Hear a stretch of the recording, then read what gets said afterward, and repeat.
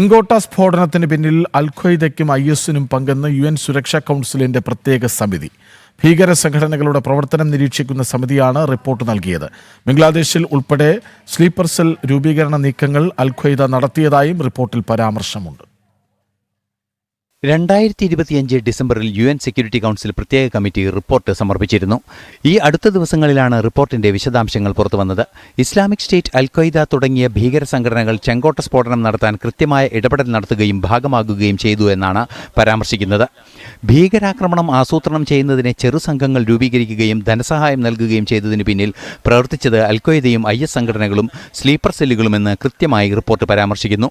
2 ഭീകര സംഘടനകളും രാസജൈവായുധങ്ങൾ നിർമ്മിക്കുന്നതിന് കൃത്യമായ ആസൂത്രണങ്ങളും നടത്തുന്നതായി റിപ്പോർട്ട് വിശദീകരിക്കുന്നു. ജൈവായുധ ഘടകമായ റെസിൻ നിർമ്മിക്കുന്നതിന് നീക്കങ്ങൾ നടത്തുകയും വിശദാംശങ്ങൾ ഭീകരർക്കിടയിൽ പ്രചരിപ്പിക്കുകയും ചെയ്തുവെന്ന് റിപ്പോർട്ടിൽ പറയുന്നുണ്ട്. ബോട്ടുലിനം, സയനൈഡ് ഉൾപ്പെടെയുള്ള മാരക വിഷങ്ങൾ തയ്യാറാക്കുന്നത് സംബന്ധിച്ച ഗവേഷണ ഫലങ്ങൾ ഭീകരർക്കിടയിൽ പ്രചരിപ്പിക്കാനും നീക്കം നടത്തി. ഭീകര സംഘടനകൾക്ക് ഏർപ്പെടുത്തിയ ഉപരോധം സംബന്ധിച്ച് പരിശോധിക്കുന്ന UN സെക്യൂരിറ്റി കൗൺസിൽ സമിതിയുടെ റിപ്പോർട്ടിലാണ് നിർണായകമായ പല പരാമർശങ്ങളും ഉൾപ്പെട്ടിരിക്കുന്നത്. തെഹ്രിക്-e-താലിബാൻ ഉൾപ്പെടെയുള്ള സംഘടനകളുടെ ഇടപെടലും റിപ്പോർട്ടിൽ എടുത്തു പറയുന്നു. 2025 നവംബർ 10 നടന്ന ചെങ്കോട്ട ആക്രമണത്തിൽ 15 പേർ കൊല്ലപ്പെടുകയും 30-ലേറെ പേർക്ക് പരിക്കേൽക്കുകയും ചെയ്തിരുന്നു. ന്യൂസ് ഡെസ്ക്, ജനം.